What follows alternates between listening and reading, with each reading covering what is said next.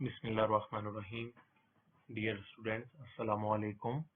आज हम अपने लेक्चर नंबर 21 के अंदर सेकेंड ईयर फारसी सबक नंबर 11 दरस याज़दाहुम शुरू करने जा रहे हैं, जिसका नाम है आज़मास के बरमास, जैसा करोगे वैसा भरोगे।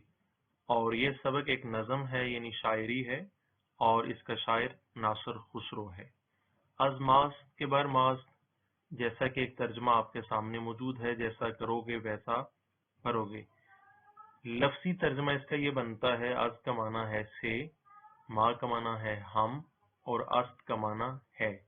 अज़ मा अस्त यानी हम से है, के बर मा अस्त कि हम पर है, यानी हम पर जो कुछ है वो हम से ही है। यानी हमारे ऊपर अगर हालात वाक़यात अगर बुरे चल रहे हैं या हमारे साथ बुरा हो रहा है, इसका मतलब ये है कि वो हमारे अपने ही अमाल का नतीजा है।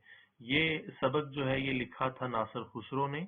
नासिर खुसरो के बारे में हम थोड़ा सा उनके हालात वाक़यात और उनकी ज़िंदगी के बारे में उनका तारुफ जानेंगे, और इसके बाद हम आएंगे अपने असल मतन की तरफ, यानी जो नज़म या अशआर उन्होंने लिखे हैं उनकी तरफ।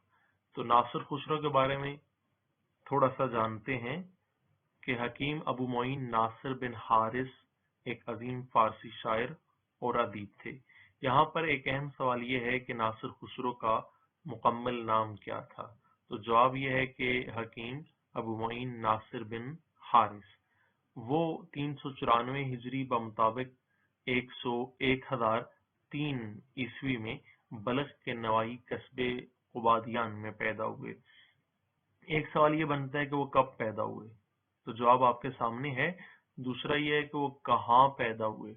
तो बल्ख का एक नवाही कस्बा है जिसका नाम था कुबादियान, तो वहां पैदा हुए और बल्ख में मुरवजा उलूम की तहसील की। वो गजनवी हुकूमत में अहम ओहदों पर फाइज रहे। सवाल ये बनता है कि वो किस हुकूमत में अहम ओहदों पर फाइज रहे, तो जवाब है गजनवी हुकूमत। बाद में वो चुगरी बेग के दरबार से भी वाबस्ता रहे। तो इसके अलावा किस बादशाह के दरबार से वाबस्ता रहे, तो जवाब है चुगरी बेग। 40 बरस की उम्र में उन्होंने सरकारी मुलाजमत छोड़ दी और 4 बार हज बैतुल्लाह से मुशर्रफ हुए। तो सवाल यह है कि उन्होंने कितनी बार हज अदा किया, तो जवाब है 4 बार। उन्होंने आलम इस्लाम की सियाहत की और फिर इस्माइली अकायद व नजरियात के प्रचार के लिए बल्ख और बदख्शां में मुकीम हो गए। यानी उन्होंने किस फिरके या मजहब का प्रचार किया, तो जवाब है इस्माइली। तो 481 हिजरी बमुताबिक 1088 ईस्वी में उन्होंने बदख्शां में वफात पाई। तो सवाल ये बनता है कि उन्होंने कब वफात पाई, और ये भी सवाल बन सकता है कि कहाँ पर वफात पाई। वो एक बुलंद पाया अदीब और कादिरुल कलाम शायर थे। उनका दीवान तकरीबन 12,000 अशआर पर मुश्तमिल है। तो सवाल ये बनता है कि उनका दीवान कितने हजार अशआर पर मुश्तमिल है, तो जवाब है 12,000। इसके अलावा रोशनाई नामा और सादत नामा के नाम से 2 अखलाकी मसनवियां भी उनके नाम से मंसूब हैं। तो सवाल यह है कि रोशनाई नामा किसकी मसनवी है या सादत नामा किसकी मसनवी है, तो जवाब ये बनता है नासिर खुसरो की। उनकी नसरी तख्लीकात यानी जो शायरी नहीं है, उनमें ये 4 किताबें हैं, ज़ादुल मुसाफिरीन, जामिउल हिकमतैन, वजहुद्दीन, सफरनामा। ये बहुत मशहूर हैं।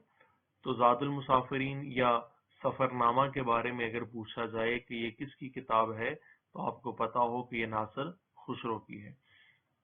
उनकी शायरी का बुनियादी मौजू अखलाक व हिकमत और पंद व मौइज़त है।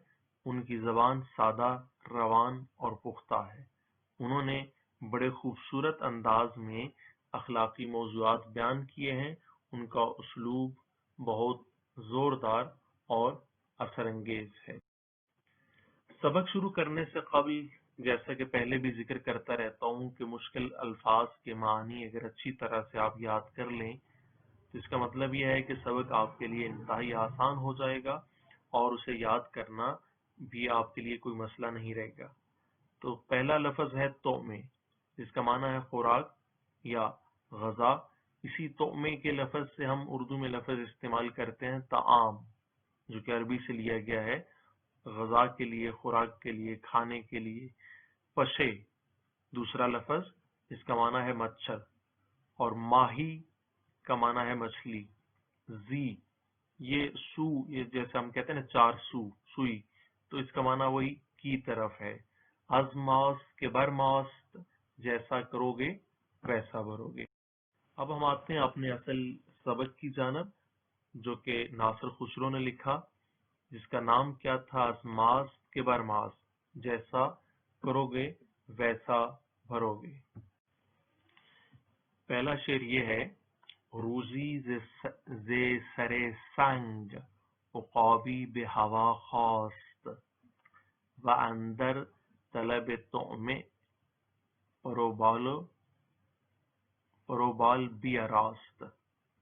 تو روزی یا روزی، جسے فارسی میں پڑھتے ہیں روزی، تو یعنی وہی روز پلس یہ ہے۔ تو بتایا تھا کہ اسم کے آخر میں اگر یہ آ جائے تو اس کا معنی ایک، کوئی یا کسی کا ہوتا ہے۔ تو ایک روز، روزی کا مطلب، زے کا معنی سے ہے، یہ اصل میں وہی لفظ از ہے جس کا معنی سے ہے۔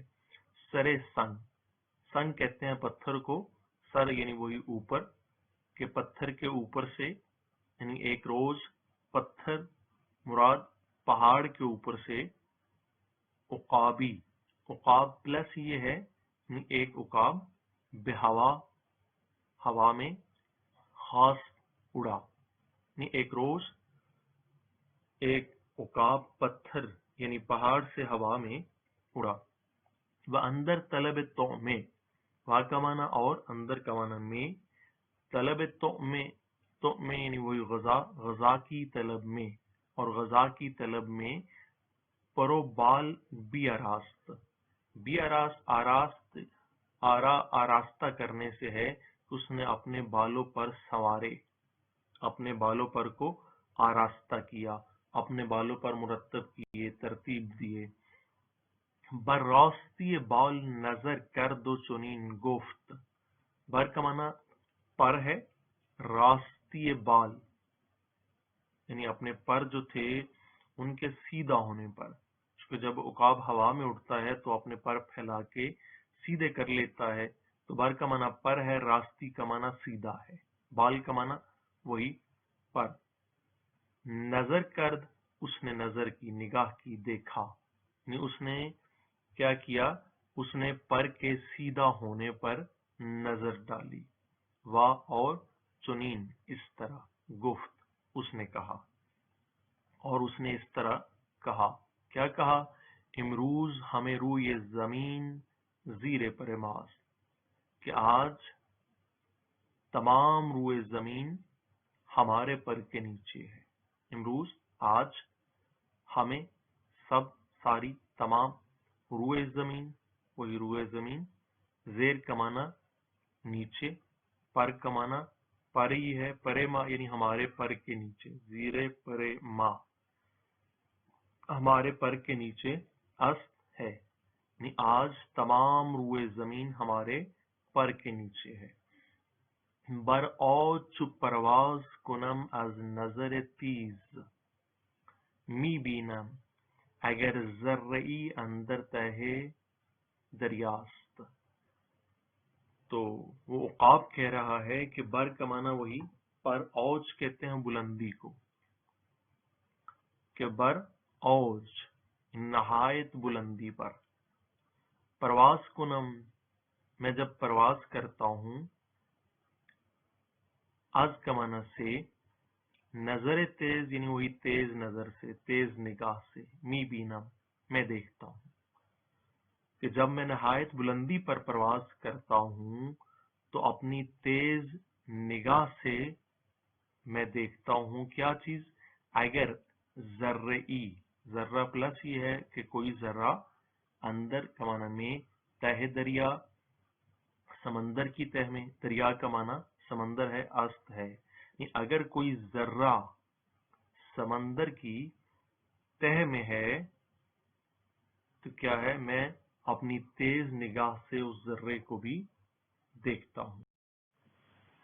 گر بر سر خاشاک یکی پشه به جنبد جنبیدن آن پشه عیان در نظر ماست.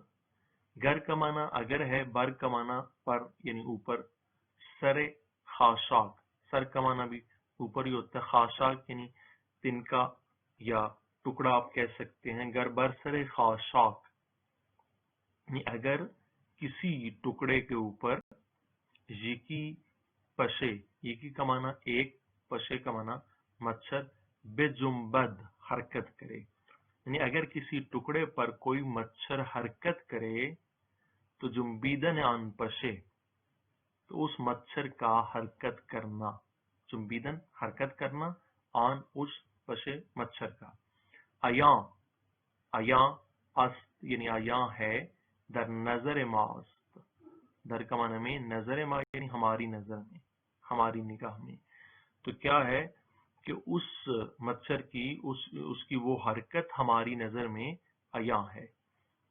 ناگاہ ز کمین گاہ یکی سخت کمانی، کہتے ہیں ناگاہ اچانک، ز کا معنی سے، کمین گاہ گھات سے، یعنی اچانک گھات سے، یکی ایک، سخت کمانی یعنی سخت کمان والے تیر انداز نے، تیری ایک تیر، زے کا معنی سے، قضاء بدی بدقسمتی سے، بے گشاد چھوڑا، بر او راست اس عقاب کی جانب، اس عقاب پر، یعنی کیا ہے، اچانک کمینگاہ سے ایک سخت کمان والے تیر انداز نے یا ایک سخت تیر انداز نے اپنی کمان سے ایک تیر جو ہے بدقسمتی سے اس کی جانب چھوڑا. تو برخاک بھی افتاد و بے غلطی چماہی، بر کا معنی پر، خاک کا معنی مٹی، بھی افتاد گرا، یعنی وہ مٹی پر یا زمین پر آ گرا، جب اسے تیر لگا عقاب کو تو مٹی پر آ گرا. و بے غلطید، وا کا معنی اور، بے غلطید اور تڑپا، چو کا معنی ہوتا ہے مانند، کی طرح، ماہی مچھلی، یہ مچھلی کی طرح تڑپا. وانگاہ پرخیش گشاد از چپ و از راست، وانگاہ اور اس وقت، پرخیش اپنا پر کا معنی پر یا خیش کا معنی اپنا، یا اپنے پر کو یا اپنے پروں کو، گشاد اس نے کھولا، از چپ بائیں طرف سے، واز راست اور دائیں طرف سے، وہ زمین پر گرا اور مچھلی کی طرح تڑپا. اور اس وقت اس نے دائیں بائیں اپنے پر کھولے. زی تیر نگاہ کرد، زی کا معنی وہی کی طرف، تیر یعنی تیر کی طرف، نگاہ کرد اس نے دیکھا، یعنی اس نے تیر کی طرف دیکھا. پرخیش بر او دید، پرخیش اپنے پر کو، بر او اس پر، دید اس نے دیکھا، یعنی اس نے تیر کی طرف دیکھا اور اپنے پر کو اس پر دیکھا. گفتہ تو اس نے کہا، یا دوسرے لفظوں میں اس نے اپنے آپ سے کہا. ذکہ نالین کے ازماست کے برماست، ذکہ وے کا معنی سے، کہ یعنی کس سے یا کس کے لیے، نالین ہم روئیں، یعنی ہم کس وجہ سے روئیں، کس وجہ سے شکایت کریں یا کس سے شکایت کریں، کہ ازماست کیونکہ، کہ ازماست کے برماست، کہ ہم سے ہے جو کچھ ہم پر ہے، یعنی جیسا کرو گے ویسا بھرو گے. یا دوسرے لفظوں میں آپ پہلے بھی اس طرح کی کہانیاں پڑھ چکے ہیں کہ جن میں آپ کو یہ بات سمجھائی گئی تھی کہ غرور کا سر ہمیشہ نیچا ہوتا ہے، جیسا کرو گے ویسا بھرو گے. اگر نیکی کرو گے تو لوگ آپ کے ساتھ نیکی کریں گے، اور اگر آپ دوسروں کے ساتھ برائی کریں گے تو آپ کے ساتھ بھی برا ہی کیا جائے گا. یعنی انسان جیسا کرتا ہے، جیسا اس کے اعمال ہوتے ہیں، ویسا ہی اس کو اس کا نتیجہ بھگتنا پڑتا ہے۔ تو یہ ایک سبق آموز شاعری تھی جسے حکیم ناصر خسرو نے لکھا تھا، اور حکیم ناصر خسرو کا تعارف جو ہے وہ ہم اپنے اسی لیکچر کے سٹارٹ میں دے چکے ہیں۔ انشاءاللہ آنے والے لیکچر یعنی لیکچر نمبر 22 یعنی 22 کے اندر ہم اسی درس یازدہم یعنی 11ویں سبق کی مشق جو ہے تمرین حل کریں گے، اور سبق کا نام آخر میں پھر سے دہرا دیتا ہوں، یہ ہے کہ ازماست کے برماست، جیسا کرو گے ویسا بھرو گے۔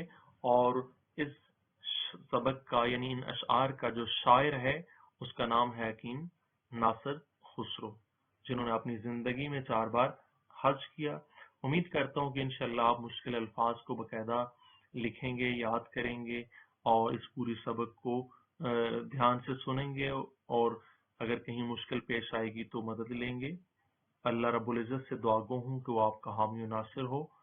والسلام علیکم ورحمۃ اللہ وبرکاتہ۔